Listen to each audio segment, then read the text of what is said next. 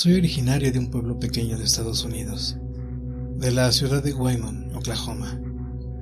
Hijo de padres migrantes que llegaron a este pueblo con la intención de cambiar sus vidas en búsqueda del sueño americano.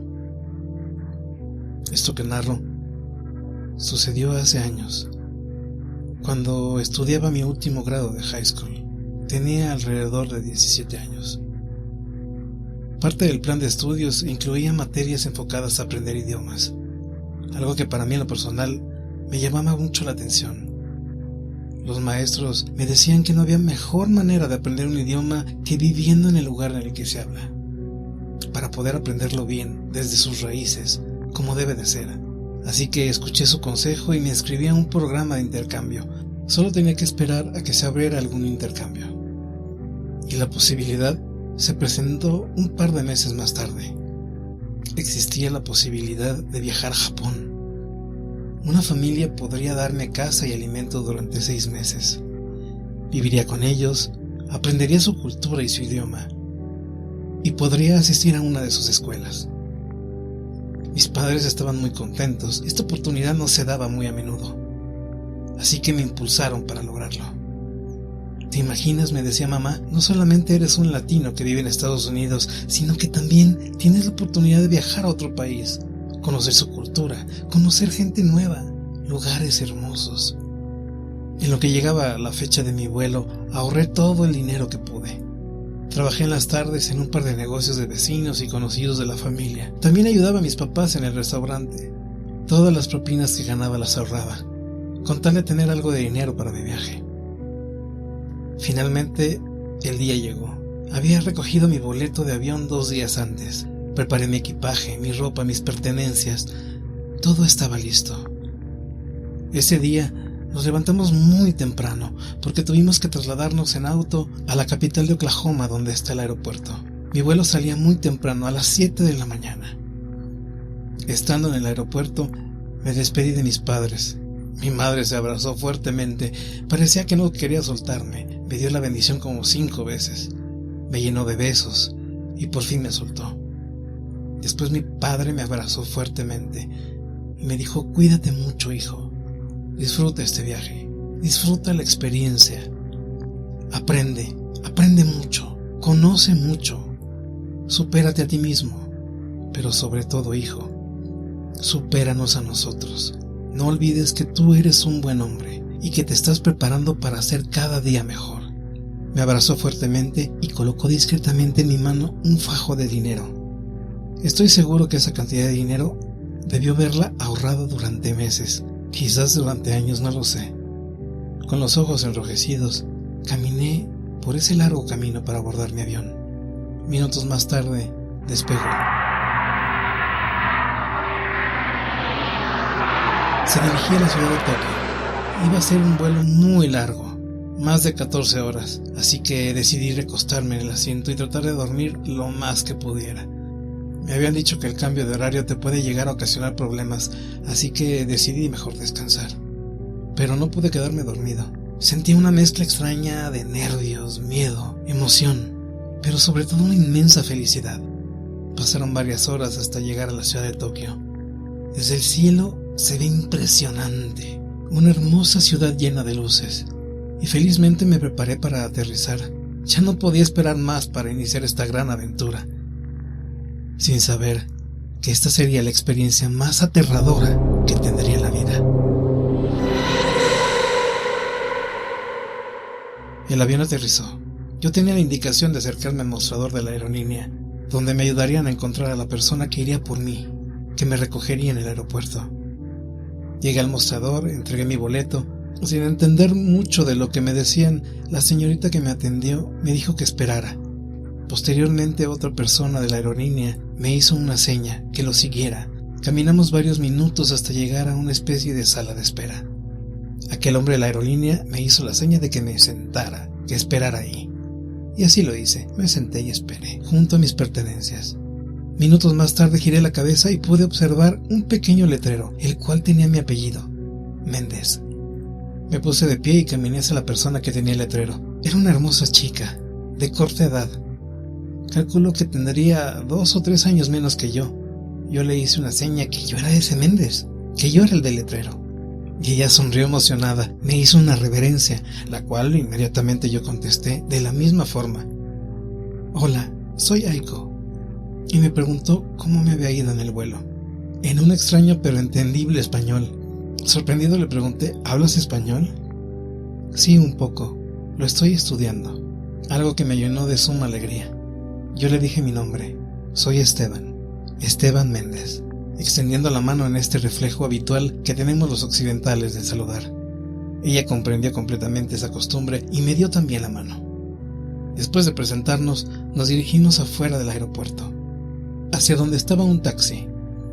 Inmediatamente el conductor se bajó del automóvil. Parecía que conocía a esta chica, porque sonrió, la ayudó a subirse al auto y a mí me ayudó a guardar mi equipaje en el maletero, no sin antes realizar 3 reverencias, las cuales por supuesto yo contesté. El taxista condujo alrededor de unos 25 minutos. Nos dirigimos a la ciudad de Nakano, lugar donde viviría los próximos 6 meses. Al llegar al lugar, bajamos del taxi y comencé a bajar mi equipaje, al mismo tiempo que Aiko se acercaba a la puerta llamando a las personas en su interior. Momentos más tarde salió una pareja, un hombre ya mayor, aproximadamente de 60 años, y su esposa. Era la familia Okada, y lo que no sabía es que Aiko, quien había ido a recogerme al aeropuerto, era la hija de los señores Okada. Me hicieron pasar a una hermosa casa muy tradicional japonesa, siguiendo todos los protocolos, donde el calzado se tiene que quedar afuera. Aiko me acompañó a la que sería mi habitación por los próximos 6 meses. Un lugar muy diferente, muy tradicional, con muy pocos muebles, un pequeño armario, una pequeña mesa y un futón. Acomodé mi ropa en el pequeño armario y me acosté en el futón. Mucha gente dice que son incómodos, pero yo estaba tan cansado que inmediatamente me quedé dormido. Unas horas más tarde, ya con la luz del día, desperté. A pesar de que yo estaba muy cansado y quería seguir durmiendo, no era correcto permanecer dormido, y mucho menos en una casa ajena. Sabía que aquí la educación y las tradiciones se deben llevar al pie de la letra. Me vestí y salí de la habitación. Recorrí un pasillo largo, hasta llegar a lo que parecía ser un jardín en el interior de la casa, y ahí estaba la señora Okada, quien parecía estar recortando la hierba del jardín. Se puso de pie y me hizo una reverencia, la cual respondí. Después dijo el nombre de Aiko, señalando a una parte de la casa, lo cual agradecí y me dirigí hacia donde señaló. Ahí encontré a Aiko, quien se encontraba realizando labores domésticas. La saludé y me ofrecí a ayudarle, a lo que respondió que ya iba a terminar, que me preparara porque íbamos a ir a la ciudad. Minutos más tarde salimos de la casa. Caminamos un poco hasta llegar a la estación del metro, donde esperaríamos al tren que nos llevaría nuevamente al centro de Tokio. Aiko me dijo que estaríamos en el centro en menos de 5 minutos, por lo cual yo pregunté por qué anoche no habíamos tomado el metro, ya que era mucho más rápido llegar a su casa en el metro que abordar un taxi. A lo que ella me respondió: yo no acostumbro usar el metro por las noches. Al principio fue algo extraño, pero supuse que era una costumbre y no dije nada. Pasamos el día en Tokio. La ciudad me pareció maravillosa, llena de tantas cosas nuevas, de tradiciones, de costumbres, todo distinto, lleno de luz, lleno de mucha energía, muchísima gente, muchos lugares donde comer, muchas cosas que ver. Yo me sentía muy feliz. Fue un día muy bonito, lo disfruté mucho. Al llegar la tarde, ya al anochecer, era tiempo de regresar a la casa de Aiko, por lo que yo supuse que tomaríamos nuevamente el metro para regresar. Cuando me di cuenta, Aiko estaba buscando un taxi, por lo que me extrañó. El metro estaba muy cerca y el traslado nos tomaría menos de 15 minutos, por lo que nuevamente mi curiosidad me hizo preguntarle, ¿por qué no tomamos el metro? Y nuevamente respondió: yo no uso el metro por las noches. Volvió a ser extraño, pero lo dejé pasar nuevamente. Al día siguiente asistiría por primera vez al colegio de Aiko, donde yo podría estudiar durante 6 meses. Esto me llenaba de mucha emoción, conocer nueva gente, relacionarme, pero sobre todo aprender. Aiko ya tenía todo planeado, hasta me había conseguido un uniforme de mi talla. A la mañana siguiente me desperté muy temprano, me alisté, me puse el uniforme y estuve listo para emprender mi nueva aventura. Minutos más tarde escuché la voz de Aiko que me llamaba desde afuera y salí. Me despedí de los señores Okada con una reverencia y caminamos a la estación del metro para dirigirnos al colegio de Aiko.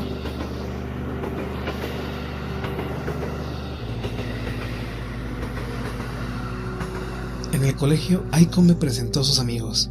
No era un grupo muy grande, pero un grupo bastante unido. Se llevaban muy bien, hacían bromas entre ellos, compartían sus alimentos, se ayudaban a estudiar. Se veía que era un muy buen grupo de amigos. Todos me recibieron muy amablemente y me ayudaron en lo que podían. Afortunadamente estudiaban inglés, por lo que, aunque con algunas dificultades, pudimos entendernos. Al salir esa tarde del colegio fuimos a recorrer nuevamente las calles de Tokio, para que yo siguiera conociendo su cultura, pero esta vez no fuimos solos. Los amigos de Aiko se unieron, decidieron acompañarnos. Después de recorrer muchas tiendas, muchos locales de anime, entre risas y bromas, fue el momento de despedirnos. Había anochecido y era tiempo de regresar a la casa de Aiko. Volví a suponer que en esta ocasión sí tomaríamos el metro, éramos muchos. Pero en ese momento observé cómo Aiko y sus compañeros empezaron a cuchichear. Empezaron a hablarse en privado. Solo alcancé a observar que Aiko movía la cabeza de un lado a otro, como negándose a algo. Miraba cómo sus amigos discutían y ella solo giraba la cabeza negando. Daichi, uno de sus amigos, hizo un gesto, levantó las manos, movió la cabeza en un tono molesto y se fue caminando. Por lo que me acerqué y pregunté si todo estaba bien, que qué le había pasado a Daichi, por qué se había ido tan molesto. Hiroshi, el más bromista de todos, me dijo que no había problema, que solamente se habían puesto de acuerdo para poder regresar a casa y llamarían a un taxi. En ese momento ya todo me pareció más extraño. Era demasiada coincidencia que primero Aiko y ahora sus amigos no quisieran tomar el metro, siendo que es la forma más rápida y económica de llegar. Y en esa ocasión éramos 6, tendríamos que tomar 2 vehículos. Aquí está prohibido llevar más de 4 personas en un taxi. Todo me pareció extraño, pero nuevamente volví a callar. Esperamos a que llegaran los 2 taxis y nos pudiera llevar a todos. A la mañana siguiente volvimos a hacer la misma rutina. Salimos de la casa de Aiko, caminamos a la estación del metro y nos dirigimos al colegio. Al llegar había un gran alboroto. Estudiantes hablaban unos con otros, muchas chicas parecían estar asustadas y otros chicos se les veía angustiados, algo no estaba bien. Al llegar al colegio, Aiko fue interceptada por sus amigos, todos visiblemente afectados. 2 de sus amigos, Daiki y Katashi, lloraban y Hiroshi tenía un rostro desencajado. Visiblemente afectados comenzaron a hablar entre ellos, algo que no entendí, por lo que me acerqué a Aiko. Le pregunté qué estaba pasando. Su rostro estaba lleno de lágrimas y con una mirada muy triste me dijo que Daichi, el chico que se había ido caminando una noche antes, estaba muerto. ¿Pero cómo sucedió? ¿Cómo es posible que esté muerto? Si solo apenas unas horas atrás estuvo con nosotros. ¿Qué fue lo que pasó? Encontraron su cuerpo esta mañana cerca de la estación del tren. Su cuerpo estaba cortado a la mitad. ¿Pero cómo es posible? Aiko solo giró y comenzó a llorar, por lo que no pude hacer otra cosa más que abrazarla. En ese instante, Hiroshi, en un ataque visible de enojo, comenzó a decir que ya todos sabían quién había sido el responsable. Cuando dijo esto, los otros 2 chicos, Daiki y Katashi, tomaron firmemente a Hiroshi y se lo llevaron de ahí. Yo no sabía qué estaba sucediendo. Ese día no hubo clases en el colegio. Se habían suspendido para realizar investigaciones sobre lo que había sucedido. Algunos policías interrogaron a muchos estudiantes, entre ellos a un par de amigos de nuestro grupo. Aiko no quiso permanecer en el lugar, solo quiso regresar a casa. No quise insistir en usar el metro, así que inmediatamente me puse en búsqueda de un taxi para regresar a casa de Aiko. Ella no probó alimento, se encerró en su habitación y ahí estuvo toda la tarde. La madre de Aiko, preocupada, trató de acercarse a hablar con ella. Intentó en un par de ocasiones, pero no pudo. Más tarde, cuando ya no hubo nadie cerca, Aiko salió de su habitación. Se sentó en un rincón del jardín y empezó a mirar al horizonte. Lentamente me acerqué, me senté junto a ella. No dije una sola palabra, solo me senté ahí, haciéndole compañía. Solo la abracé. Lamento mucho lo sucedido. Sé que Daichi era un muy buen amigo tuyo. Después de un largo rato me dijo: Perdóname, Esteban, por arruinar tu día. No es tu culpa lo que sucedió, Aiko. Ese es el problema, que quizás todo es mi culpa. ¿A qué te refieres? ¿Por qué dices que todo es culpa tuya? si lo único que hiciste fue decirle a Daichi que no querías ir al metro? Y aunque para mí es algo extraño, no es razón para decir que es culpa tuya. Lo que me había respondido Aiko era algo muy extraño. Yo solo lo volví a abrazar y ahí permanecimos en silencio. Al siguiente día caminamos nuevamente a la estación del metro. Lo abordamos y asistimos al colegio.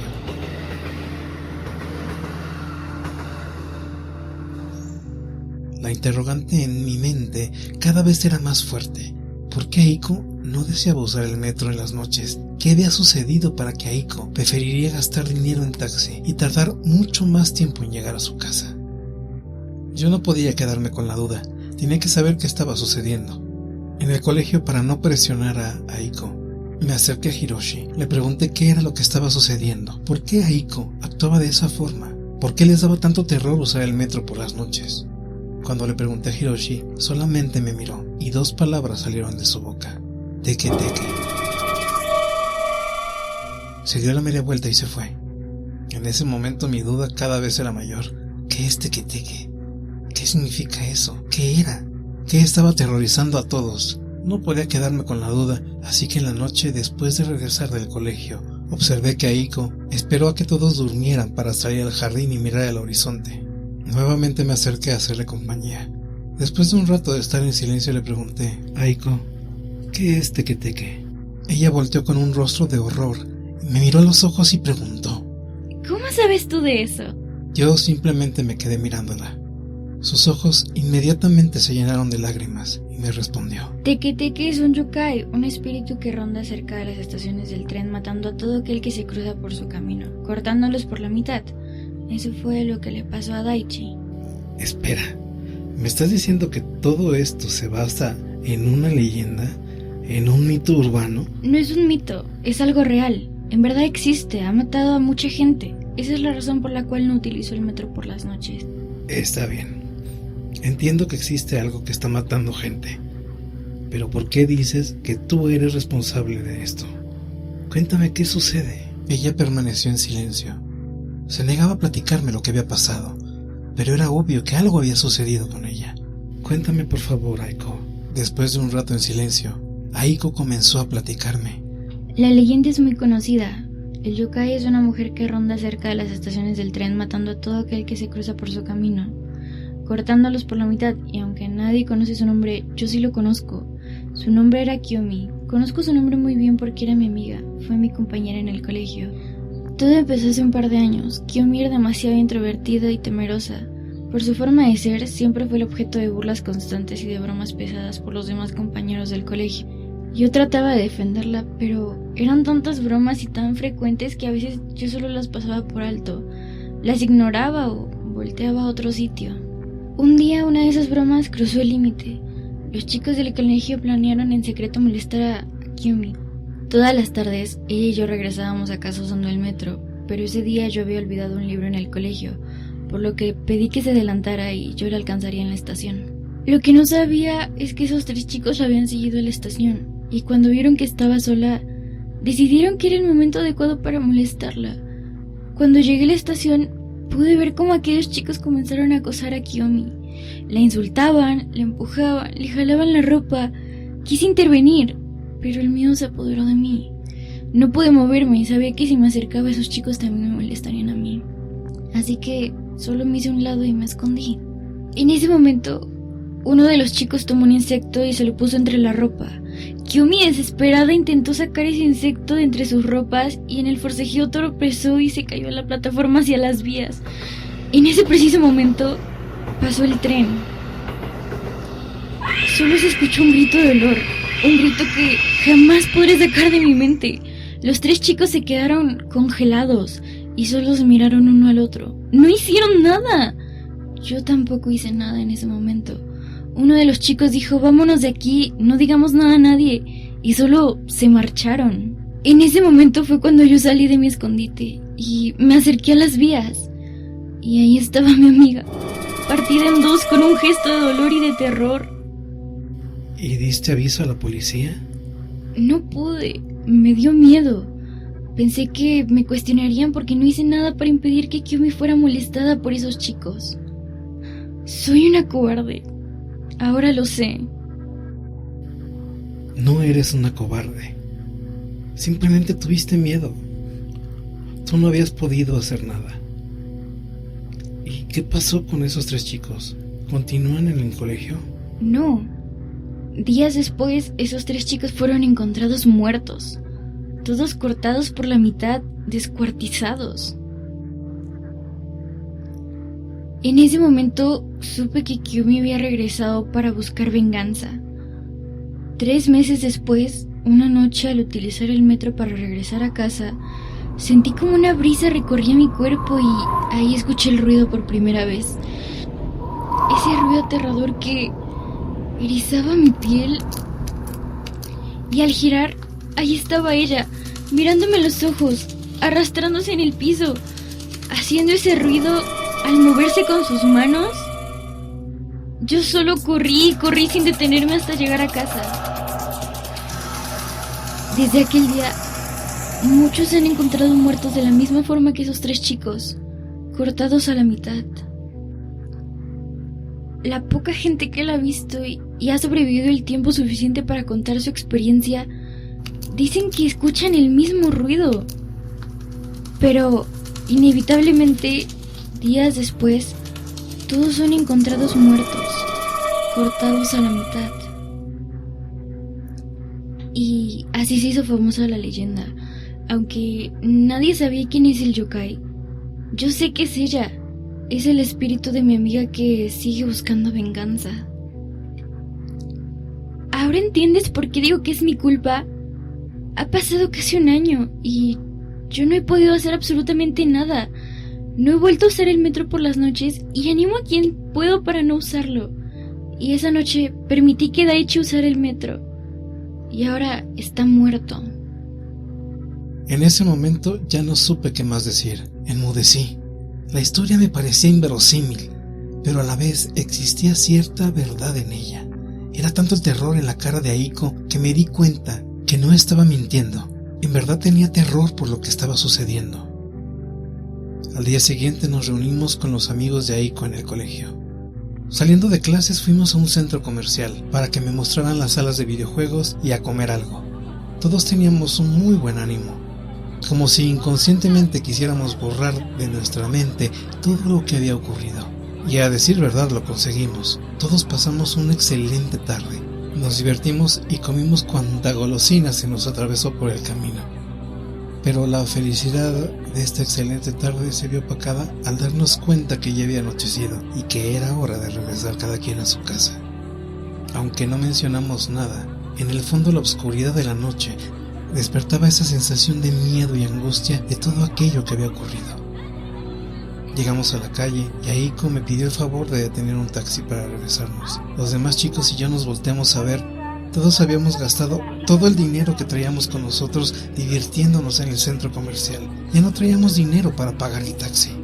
A Aiko eso no le importó. Dijo que subiéramos al taxi y ya pensaríamos cómo pagarle al taxista. Lo que hizo enfurecer a Hiroshi, quien reclamó a Aiko.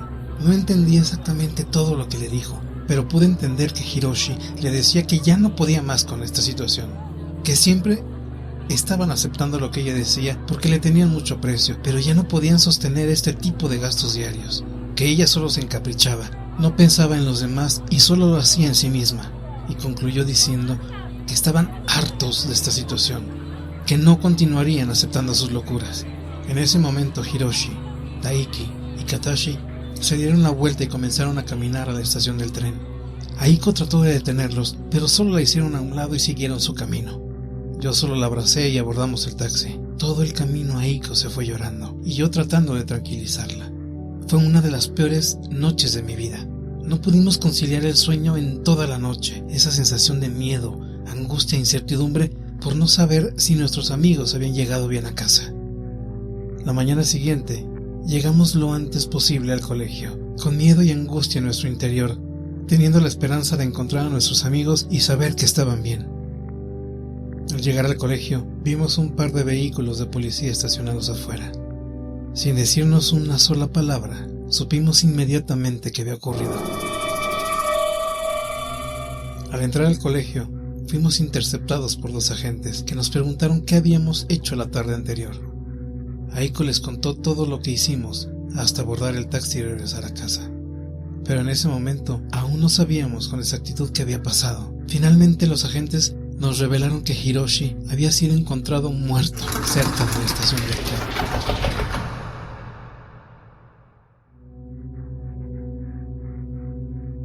Preguntamos por Daiki y Katashi. Los agentes nos dijeron que Daiki estaba en el hospital. De Katashi no se sabía nada. Salimos inmediatamente del colegio. No podíamos seguir ahí. Teníamos que ver a Daiki. En el hospital, Aiko reconoció a la madre de Daiki. Se acercó a ella y le presentó sus respetos con una reverencia. Ella le señaló en qué habitación se encontraba su hijo. Al entrar en la habitación, encontramos a Daiki, recostado en una cama de hospital, mirando a la nada. Tenía una pierna rota y visibles heridas en la cara y en los brazos. Aiko se acercó y diciendo su nombre lo tomó de la mano. Daiki no decía una sola palabra. Se encontraba enmudecido mirando a la nada, en un profundo silencio que nos daba a entender el horror que había pasado. Quisimos hacerlo hablar, pero no pudimos. Y justo cuando nos íbamos a salir de la habitación, Daiki giró su rostro y lleno de lágrimas y apretando fuertemente su puño dijo: "Teke teke".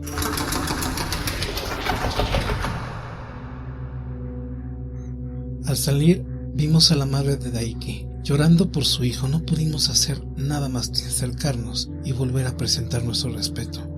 En ese momento la madre de Daiki, una señora ya mayor, miró a Aiko y le dijo: "Aiko, el yokai clama venganza y continuará matando hasta no saciar su sed. 2 de tus amigos han muerto. Nadie sabe nada de Katashi y mi hijo está herido y sabes que regresará por él. Tú eres la única que puede detener al yokai.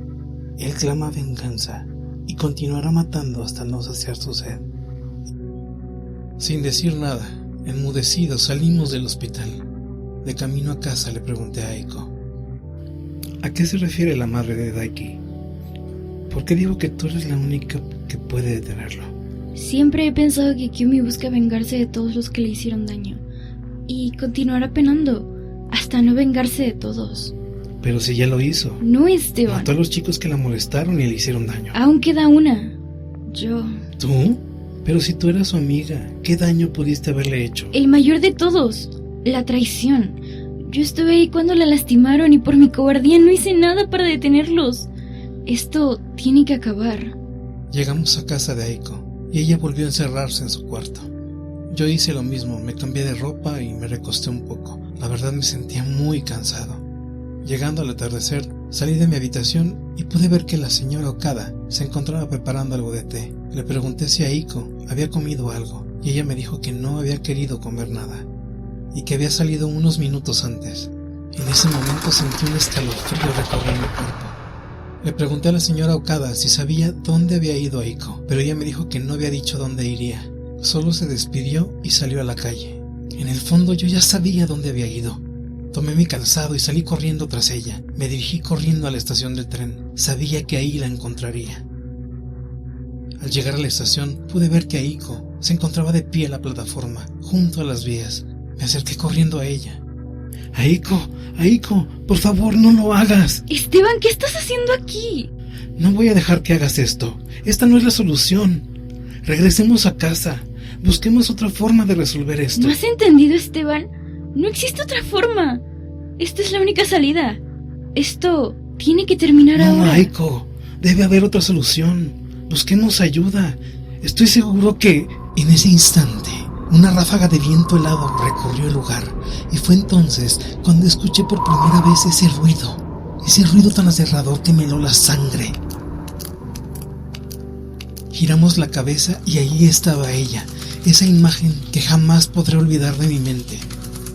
Ahí estaba en el piso esa mujer, sin la mitad del cuerpo, arrastrándose con sus manos, el rostro completamente blanco, cubierto por trozos de cabello largo que arrastraban al piso, mirándonos fijamente con esos ojos negros completamente vacíos. Nos miró fijamente, primero a Aiko y después a mí. Se recargó en sus manos y empezó a levantar su torso como si de un animal salvaje se tratara, como cuando un depredador está a punto de atacar a su presa. En ese instante escuchamos un silbido.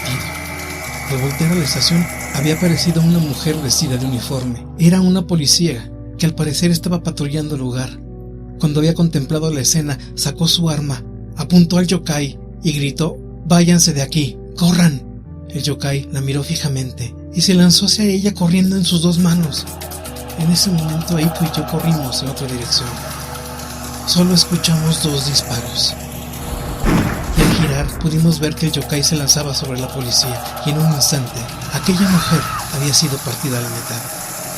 Solo habían quedado de pie sus 2 piernas, que en un par de segundos cayeron al piso. No tuvo oportunidad alguna. Los 2 estábamos aterrorizados, nos tomamos de la mano y comenzamos a correr, mientras escuchábamos ese ruido nuevamente. Avanzaba a una velocidad inverosímil, no tenía caso seguir corriendo. El yokai estaba detrás nuestro, nos perseguía y estaba a punto de alcanzarnos. Detuvimos el paso, giramos la mirada y estaba justo a un par de metros de nosotros. El yokai fijó su mirada en mí, con esa mirada vacía. Me miró fijamente a los ojos, como el depredador que marca a su presa. El yokai me había marcado, y yo sería su siguiente víctima. Se abalanzó sobre mí. Yo solo escuché ese ruido aterrador, sus pisadas, y solo pude girar la mirada a Aiko. Este era el fin. Sentí un fuerte golpe que empujaba mi cuerpo, y solo pude mirar al caer cómo Aiko era cercenada a la mitad mientras gritaba en japonés: «¡Detente, Kyoryu!».